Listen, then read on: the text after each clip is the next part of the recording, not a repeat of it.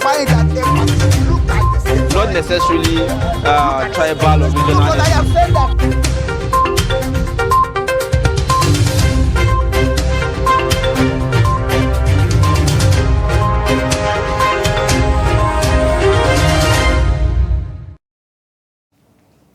Welcome back to Daybreak on Trust Television. And right now we'll take a look at the front pages of the national dailies. So right now we'll start with the Daily Trust newspaper. There below the headmaster, it says, the Supreme Court reserves judgment in Atiku and Obi's appeal against Tinubu, and APM withdraws. You find this on page 11 of the newspaper. Nigeria wins $11 billion debt case against P&ID, right? You'll find this on page 25. Bandits invade Katsina community, kill 9 and abduct 7. Such situation there, you'll find this on page 4.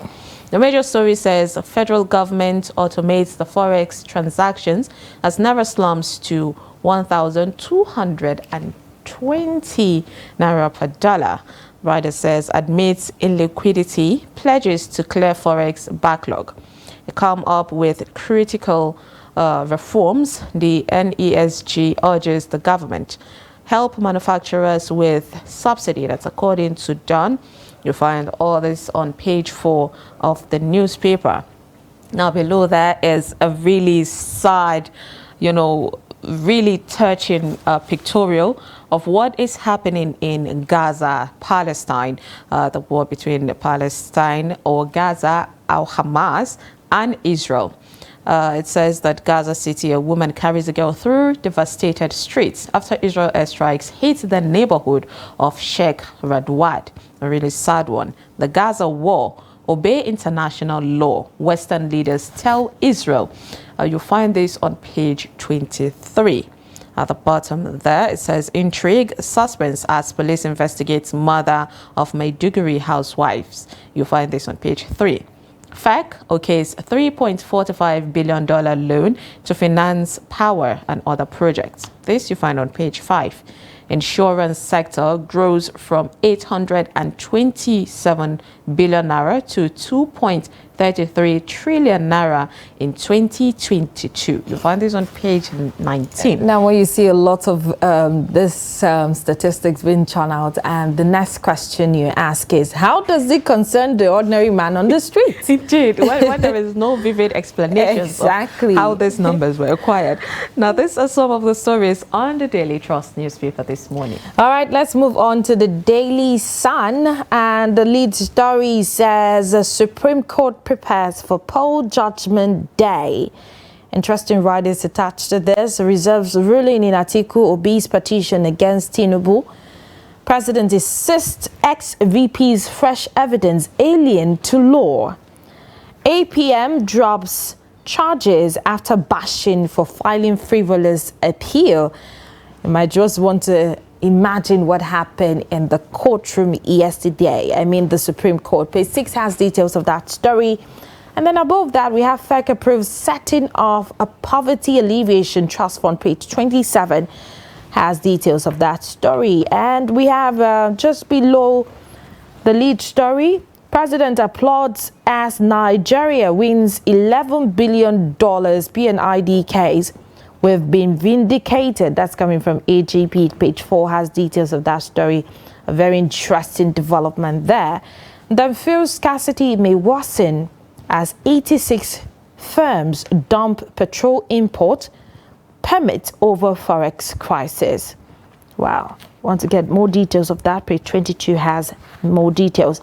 And Mba woes investors into juicy opportunities. Ease of doing business policy. Page 2. Get more details. And the federal government will achieve $1 trillion economy target in 2026, $4 trillion in 2035. That's coming from the president of the country. He vows to clear forex backlog.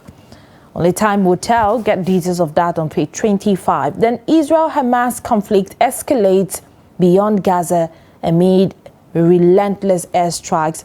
An Israel armed civilian security squad and They've been fueling international strikes. There you might get details of that on page 26. And a kicker that has autonomy, parliamentary workers to shut national and state assemblies. Page 27 of the Daily Sun has details of that, and that's some of the stories on the front page of the Daily Sun newspaper. Let's take a look at the Daily Times. From the top there, it says the Advent drags Akon and the ministry to court. The lead story says $11 billion UK case versus the PNID, Buhari, Malami, Nigeria win after over 5 years, and also commercial courts of England and Wales delivers the verdict. You'll find this major story on page 4 of the newspaper there. Below, there's a pictorial of a flood in Lagos. A dam broke and it affected that situation. So below the pictorial, we have at NES, Tinubu promises to honor legitimate FX obligations and restore market confidence. You find this on page 2. Crisis rocks FMC Asaba over interns. You find this also on page 2. Senate uncovers fraud in East-West road contracts. Interesting one there. Below there, you'd see Atiku's Obi's appeal over Tinubu's election. Tension drops nationwide as Supreme Court reserves judgment to future date. And Atiku's counsel tutors Justice Olani Bekun on how U.S. legal system works. Apex Court dismisses APM's appeal. At the belt there, it says Adeleke suspends foreign trips by government officials. You find this on page 5. Now, these are some of the stories on the Daily Times. Let's take a look at the stories on Daily Independent. Right from the top there, we have PNID ruling in favor of Nigeria, a victory for Africa. And that's coming from the #1 citizen of the country, President Tinubu. And it says, as UK court squashes $11 billion arbitral award against Nigeria, and then clears former Lagos AG Shashore of a bribery charge. It started on the front page, scanty details there, but continue on page 7. Tinubu okays Poverty Alleviation Trust Fund with $5 billion yearly. FEC approves a new draft policy to regulate solid mineral sector and ratifies acceptance of $3.4 billion World Bank loan. Scanty details again, front page. Page 7 has details of that. And then the lead story says federal government sets a 10-year target to finance $3 trillion infrastructure stock. Writers attached to the story says as shows of plans to improve foreign exchange liquidity. Says Nigeria expects $10 billion in forex inflows in weeks and commences student loan program in January 2024. Well, let's see how that goes, but get details on page 29. Supreme Court dismisses Adeyemi's appeal against APC, Ododo, and orders appellant to pay respondents 1 million naira each. Page 6 has details of that. And Deputy Governor's impeachment as a kicker. Ondo Assembly again writes CJ to constitute investigative panel. Page 7 has details of that story. Then PDP, Atiku can't get victory through the court, APC vows.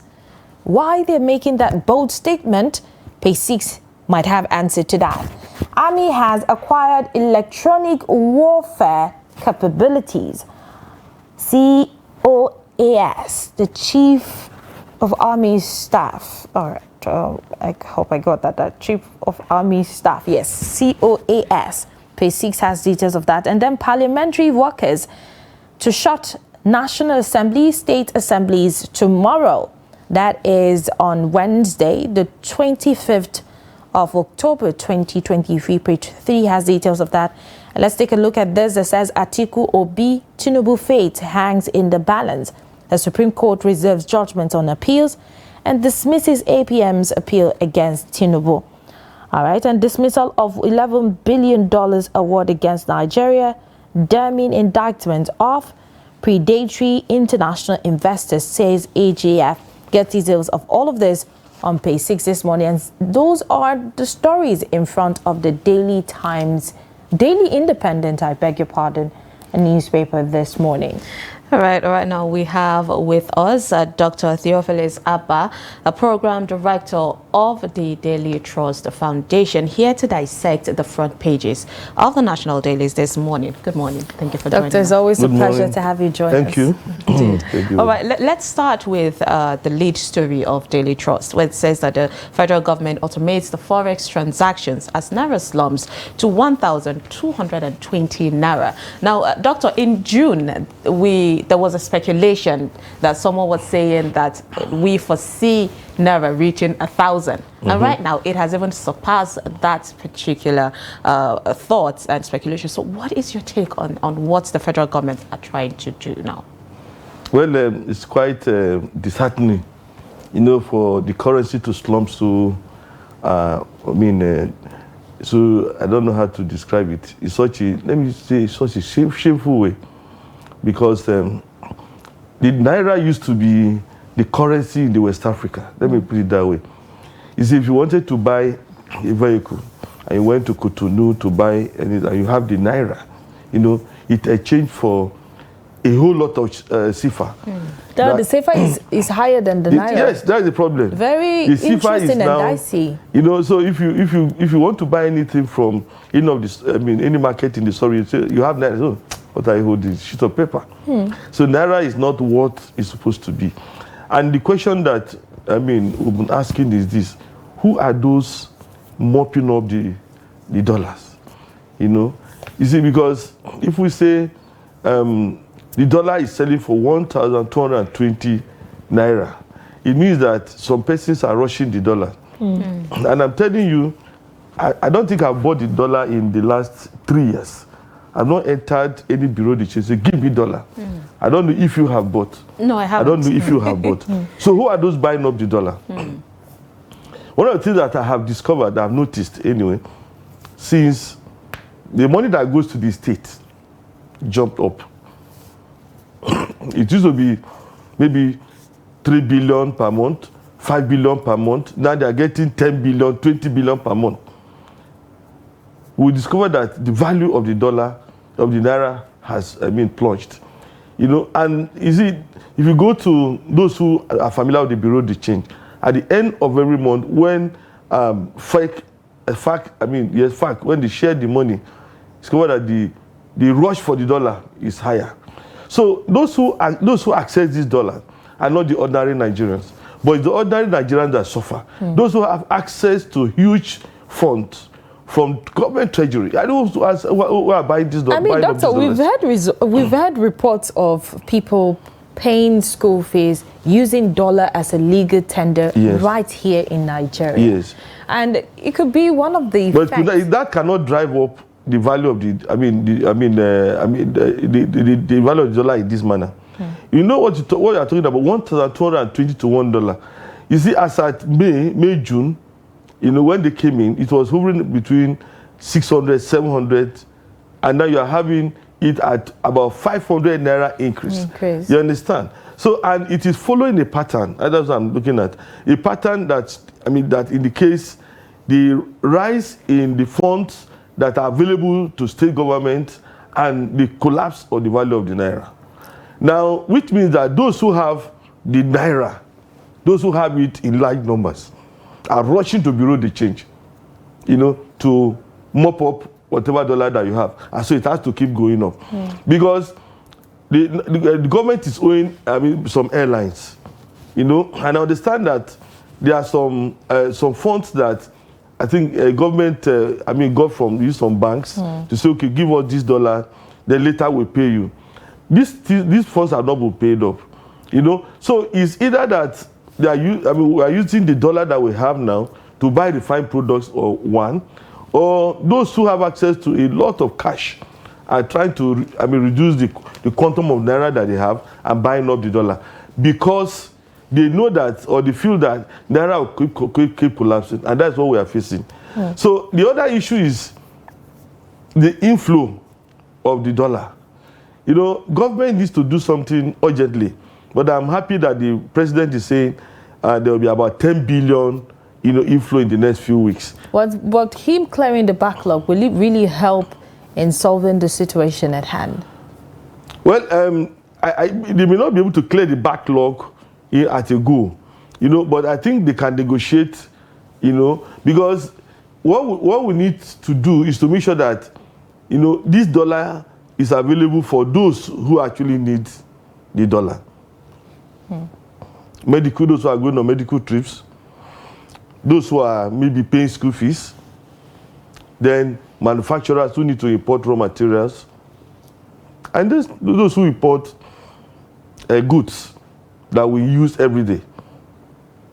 But as long as this dollar is mopped up by those who have excess cash, we'll have problem. Doctor, we saw that the federal government try to intervene in what's happening in the forex market. We saw them withdraw and say, okay, let's just watch from the sideline what is happening. So right now, it's like the government and support are even a bit confused about what road to take. So what do you think the government needs to do to at least stop the increment or the increase of this naira, to dollar before they even find ways or reforms to make it go down, at least to make the value of naira go up? Well, I think government is doing what it ought to do. It's just that the inflow, for instance, if we're selling what we call it, the petrol, our crude oil, in the quantity that we ought to sell, we have inflow of dollars. Now, if we are supposed to export 1.8 million barrels per day, and we're exporting maybe 800,000 barrels, we have a shortfall of 1 million barrels per day. That means that about $74 per barrel is not coming in. So if we don't have this inflow, if we don't sell the crude oil, or if we don't have businesses that bring in cash, dollars, then there's little that government can do. The only thing that government could do, maybe borrow, and if you are borrowing from the World Bank or any other international institution, you have a reason why you borrow.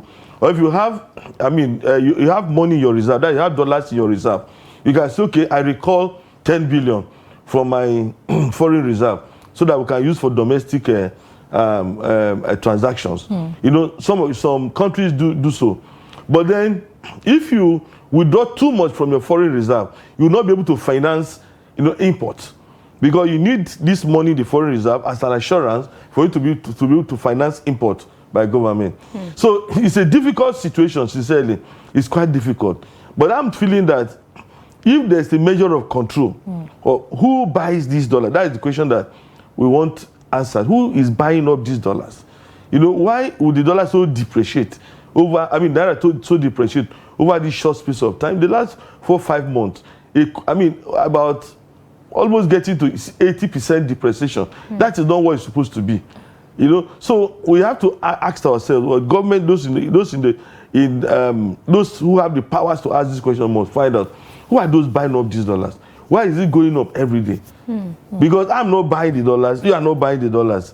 So this guy buying the dollars, are they actually doing it in our own interest?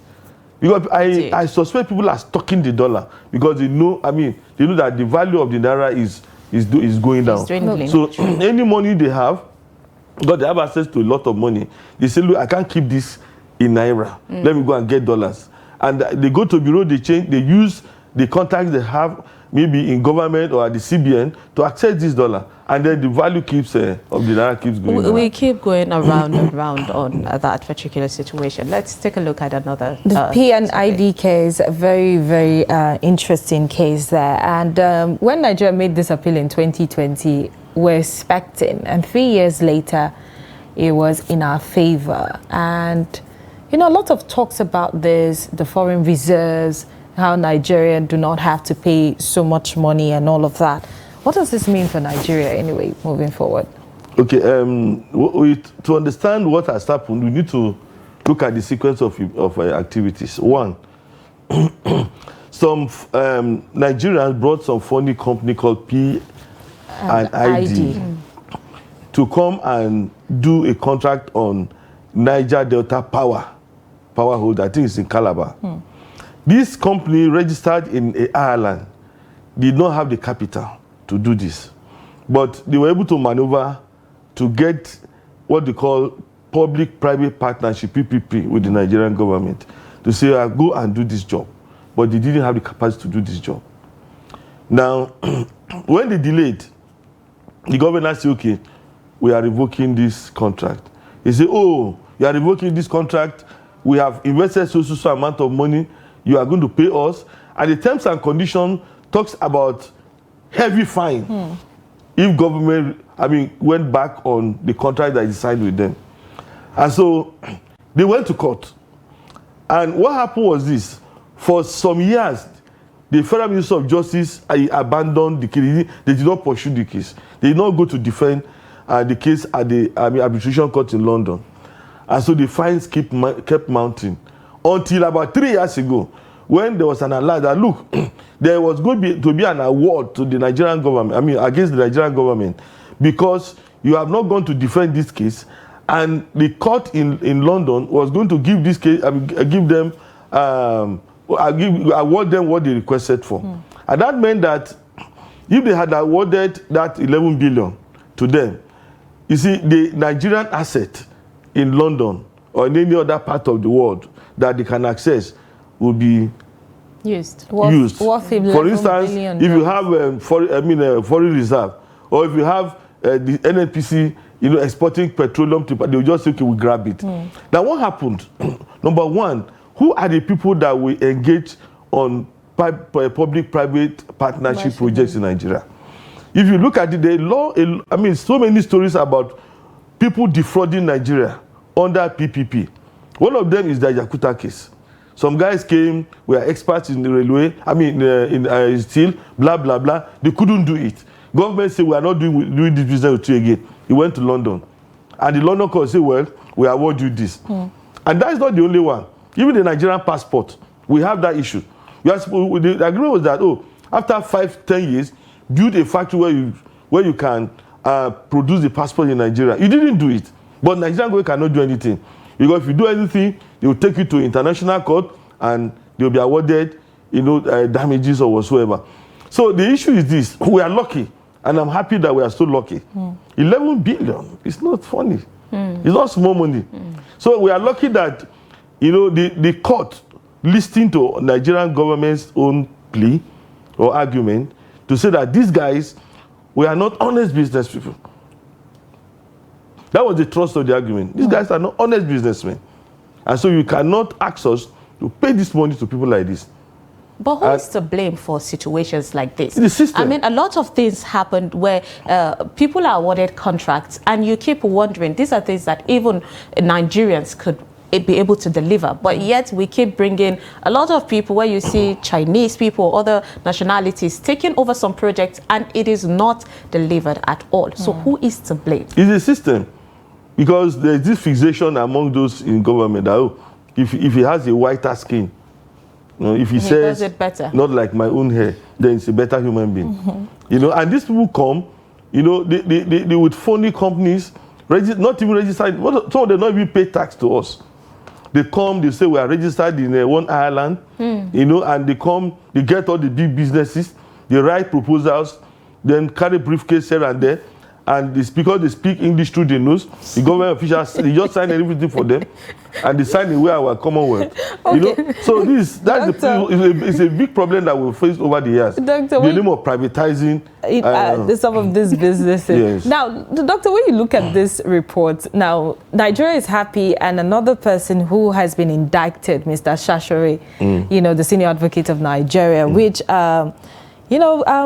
Malami, who is also a senior advocate of Nigeria, he's said that the senior advocate of Nigeria, Mr. Shashore, has been corrupted in his word, and he said his professional work for Nigeria in the arbitration against P&ID.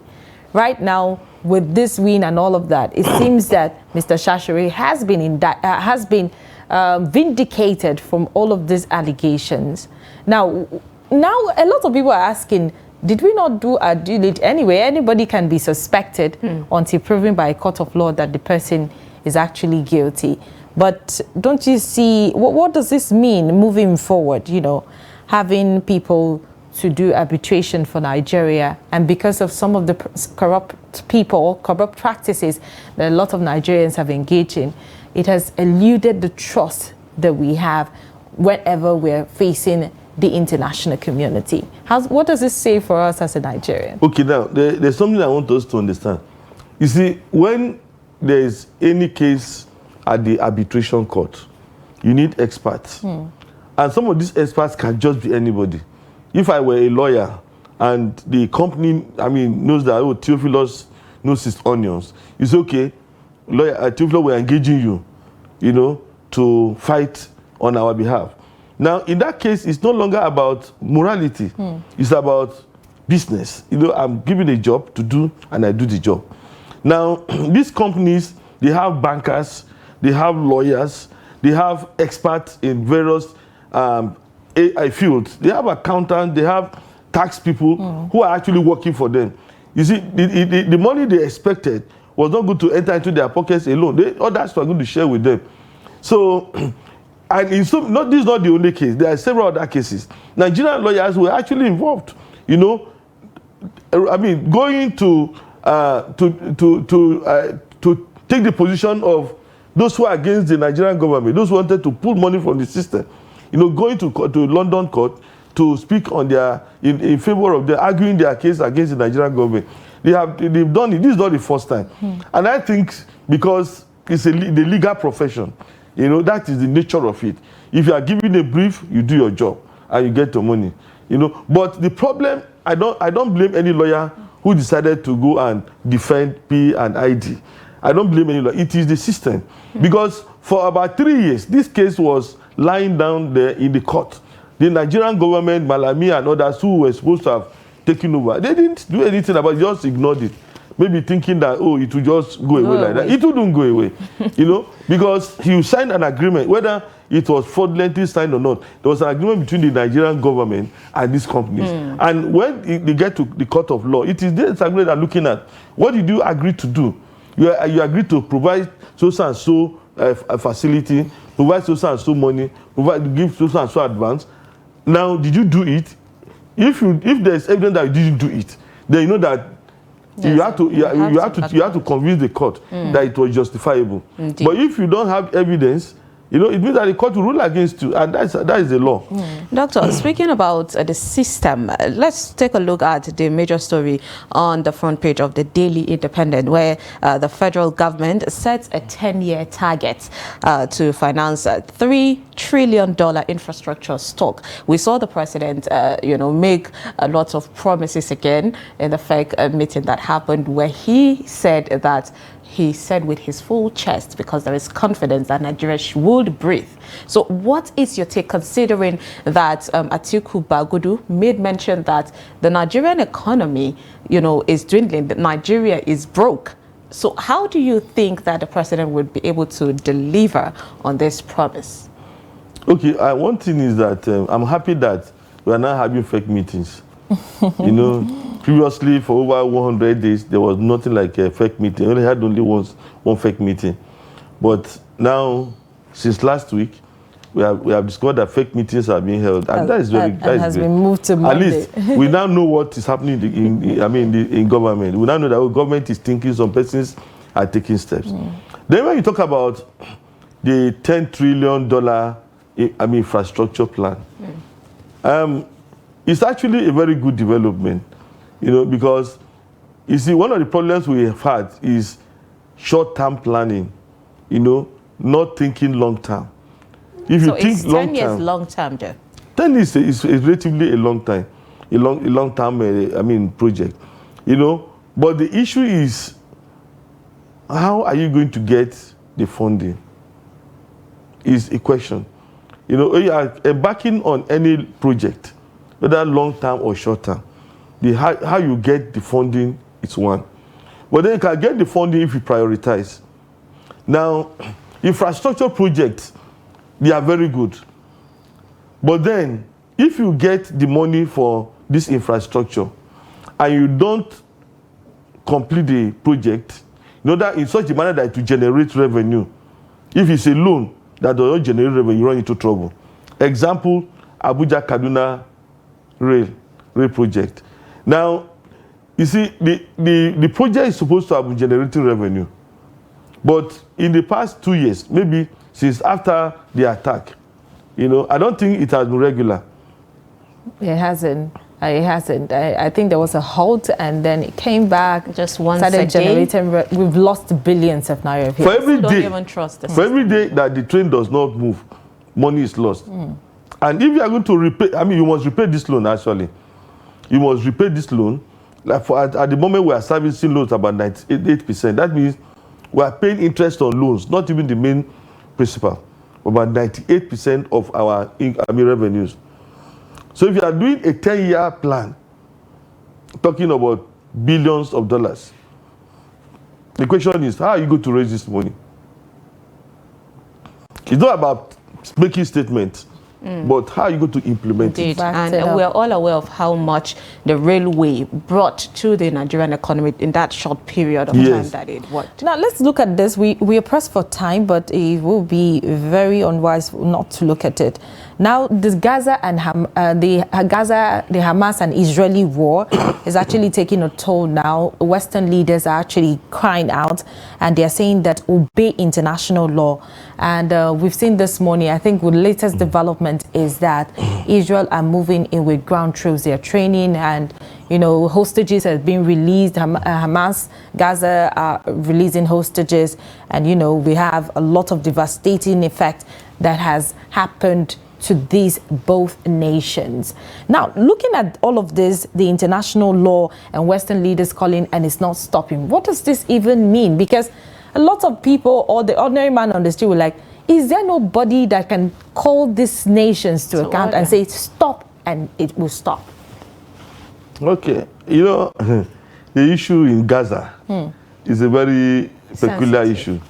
Very peculiar because I read Condoleezza Rice's autobiography as foreign minister, and she was saying, look, I think the headline of the chapter was saying, look, this problem has always been there, so I don't expect that it to be solved even in my own tenure as foreign minister.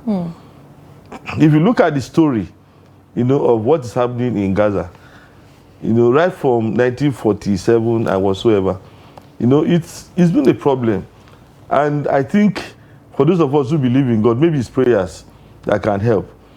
Because if you look at the two sides, and if you watch the news, the number of persons who were abducted from Israel and taken to Gaza, about 200 and something. They will talk about 1,000 something persons killed. And then you now look at the current, what Israel is doing. And what are they saying? They say, look, we are trying to, protect ourselves. You understand?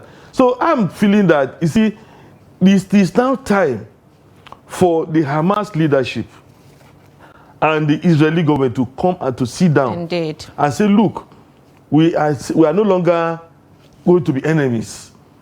Let's cooperate, work together for the growth of our society. But we've been having those calls for over 50 years. Most of them are mediated. Most of them are mediated.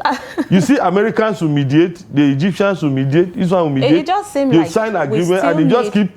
It seems like we still need at least somebody, because obviously the American intervention, it's not working.